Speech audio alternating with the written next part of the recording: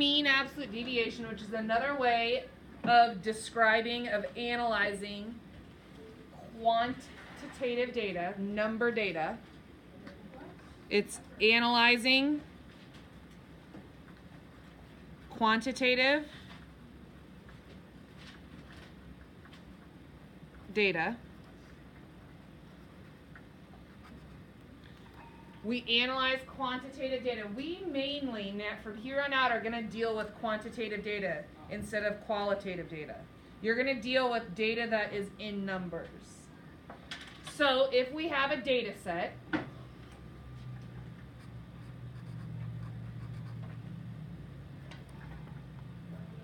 and we'll do 4, 7, 8, 9, 14, 22, 30.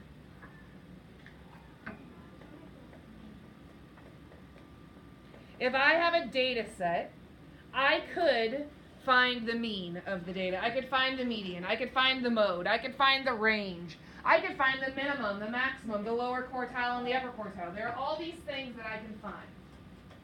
But when I talk about the mean, when I talk about the median, when I talk about all these things,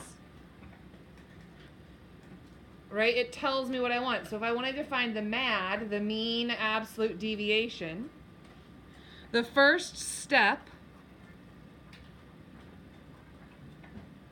step number 1, is to find the mean.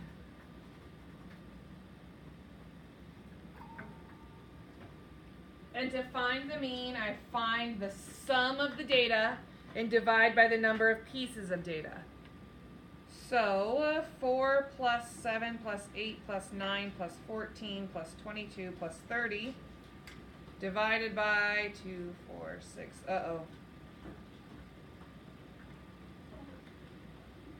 times 7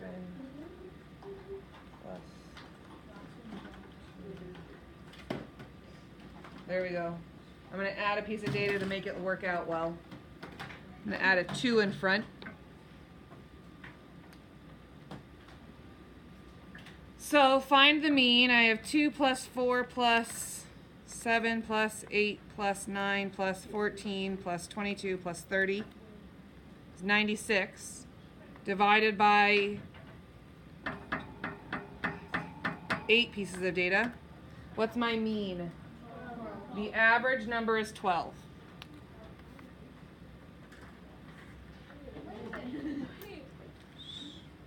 Okay?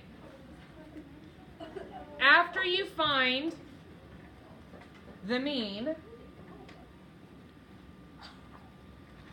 you're going to find the distance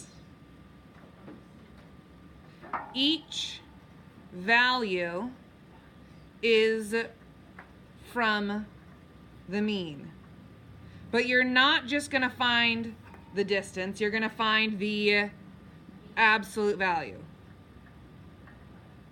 Because remember, when we talked and we learned about absolute value at the beginning of the year, distance is an absolute value. There is no such thing as a negative distance. That's time travel. We can't do that. Not now. Correct. So we're going to find the distance each data value is from the mean. That's the absolute value part. That's the absolute part. The mean, we did that already. Now we're doing absolute.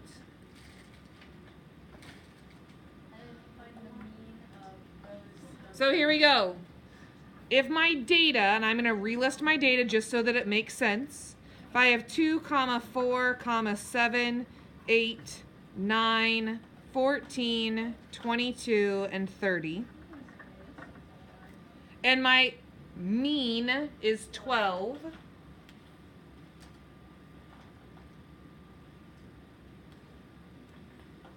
Two is how many spaces from 12? 10. 4 is how many spaces from 12? 7 is how many spaces from 12? 8 is how many spaces from 12? 3. 9 is 3 spaces. 2. 14 is 2 spaces. 22 is 10 spaces. And 30 is, it's the absolute value. So you're subtracting, but every answer is positive because it's a distance. It's not a value, negative or positive. It's the distance. So number one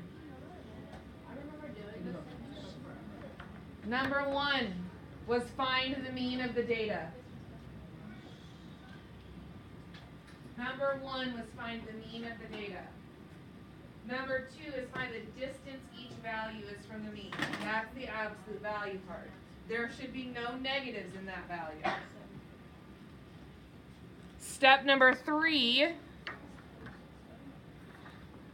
is find the mean of the distances.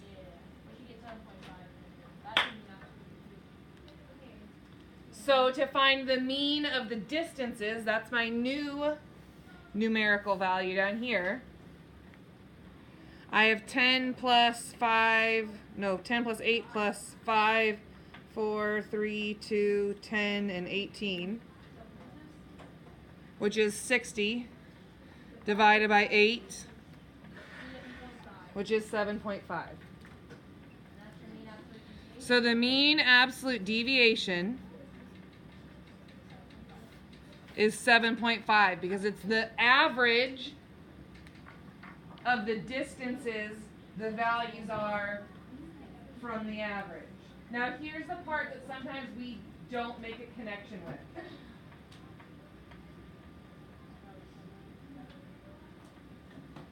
The mean absolute deviation is used to talk about the data. Typically, we have 2 sets of data. We have set 1 and set 2. If you both perform, if 2 people perform the same experiment, right? We have experiment number 1 and experiment number 2. You would find the MAD of one piece of data and the MAD of the second piece of data and compare them. You use the mean absolute deviation to compare one set of data to another set of data. Because the closer the MAD is to 0,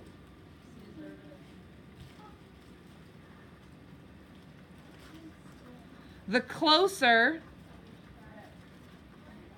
the MAD is to 0, the less variability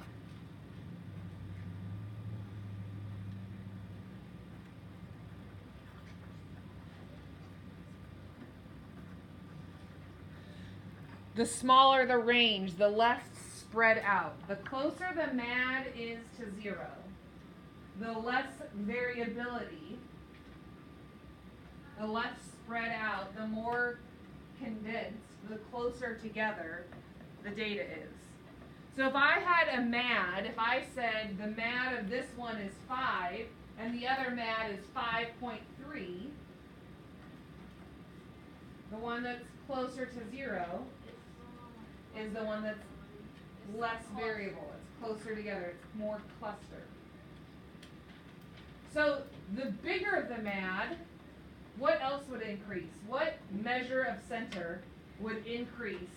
The larger, the mean would be bigger. The range would be bigger. Why? Because it's bigger.